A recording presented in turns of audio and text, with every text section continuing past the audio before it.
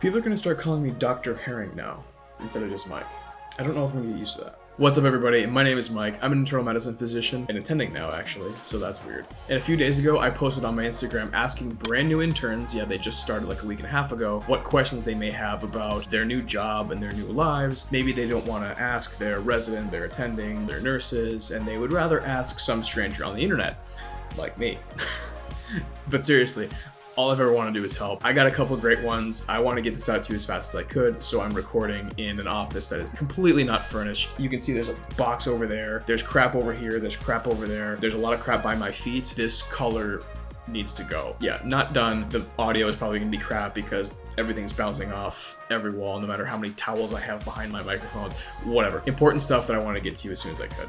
Some of you asked some really good questions. Some of them were longer answers, some of them were shorter answers, and some of them were not actually pertinent, but they're kind of hilarious, so I'm gonna mix them in there too, just to kind of keep your attention, frankly. So without further ado, let's jump right in. This first one is a great one, and I think it doesn't really get talked about as much as it needs to. This one is it true you have to be able to run an entire ward as an R1 or an intern or resident 1 or PGY1 or whatever with minimal help?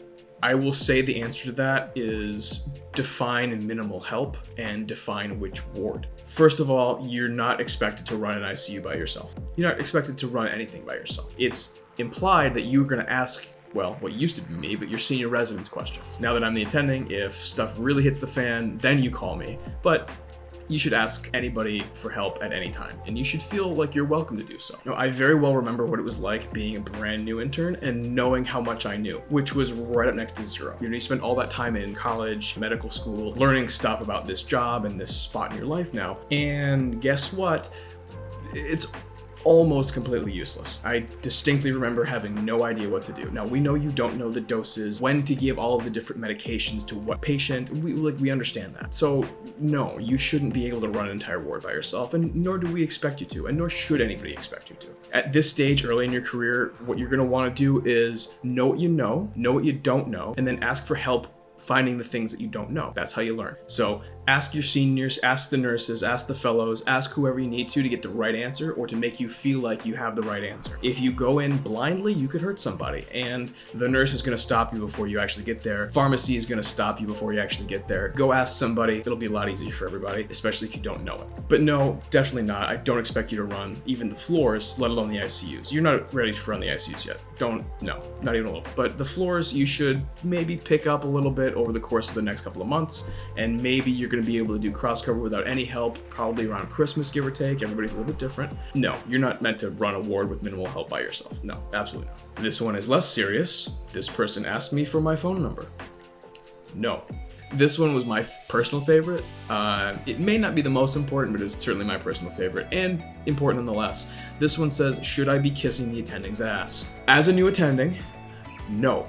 Do not kiss my ass. And there's a number of reasons. Now, it comes with this caveat. Some of the older and more experienced physicians, maybe they've been practicing for 50 odd years, really depend on that, I don't know, respect factor, respect paradigm, whatever it is you may call it.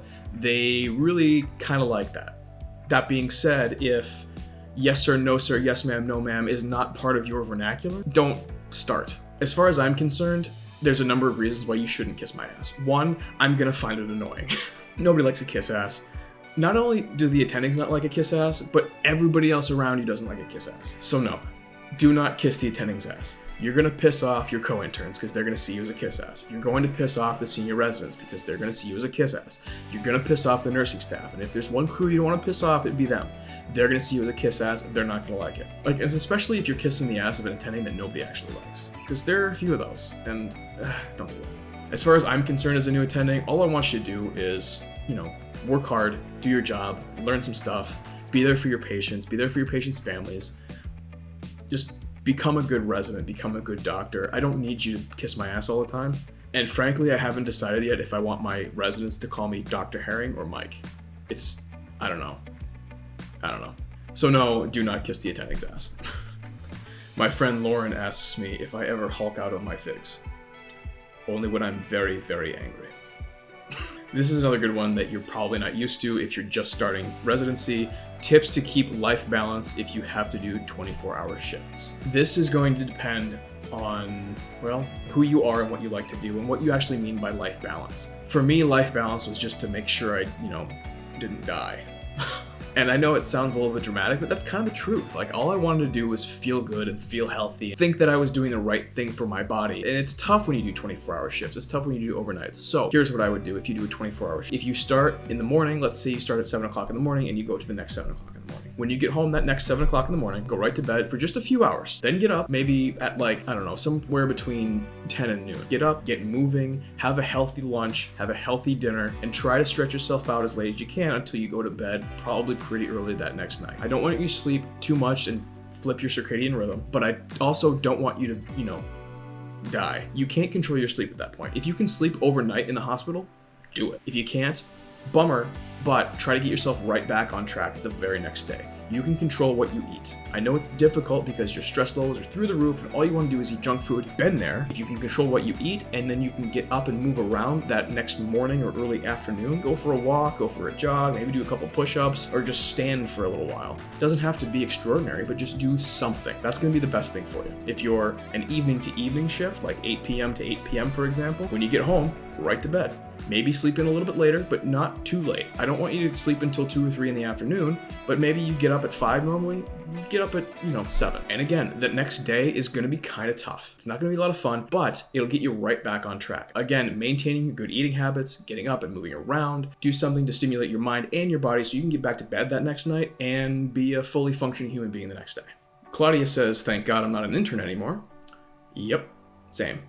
And here's the last good one I'm going to touch on in this video, how to keep up the good health and a physique in a busy schedule, or with a busy schedule. It kind of goes back to my last points. You can control only so much of your life. The one thing you really can't control intern year, especially on tougher rotations like ICUs or nights, or some people may have 24s or 28s, you can't really control your sleep. You can kind of control everything else. You can bring your food and not eat the pizza and donuts and all the crap that's in the hospital. You can get up a little bit earlier and go to the gym, or you can go straight from the hospital to the gym and exercise. Now, even when I was on the ICU and even during nights in the ICU, I could still make it to the gym at least 3 times a week. So maybe if you're somebody who's used to lifting 6 days a week with a different body part each day and then taking the one rest day off, maybe you can't do that anymore. Maybe you switch to a push-pull legs kind of a thing and then do that for a week. See how it works. You'll still hit every muscle group. It's not gonna be your favorite thing to do in the world. I know. I've had to switch from the 6 days a week to the 3 days a week thing. I don't love it, but sometimes it's necessary just to maintain your sleep. The one thing that I will not sacrifice too much is sleep. I can go a couple of days without lifting weights. I don't want to go like weeks without it, but I can go a couple of days. I can't go a couple of days with 3 hours of sleep. Nobody can. It's not good for you. So control what you can control. Now, you can control what you eat. You can control what you don't eat. You can control what you do outside of the hospital. It's not always just sitting around watching TV, crushing Doritos. Sometimes you can go for a walk and you can go to the gym. Maybe the workouts are not your best workouts, but they're still something and it's better than nothing. Guys, thank you so much for watching this video. I really hope it helped. If you have more questions, leave them down below or just DM me on any of my social media platforms. It's just me. I don't have a manager. I scroll through those all the time. A lot of the DMs are crap, but sometimes I get a good one and I can answer it. If it's something quick, I'll just answer you right away. And if it's something more in-depth, maybe I'll make another one of these. So keep the questions coming. I love doing this stuff. I really want to help you guys succeed. I really want to make this as less stressful as possible. It's going to be very stressful, but I'll do what I can. Okay. Thank you guys so much for watching. Please consider subscribing. Hit the thumbs up if you liked the video, and I will see you next time.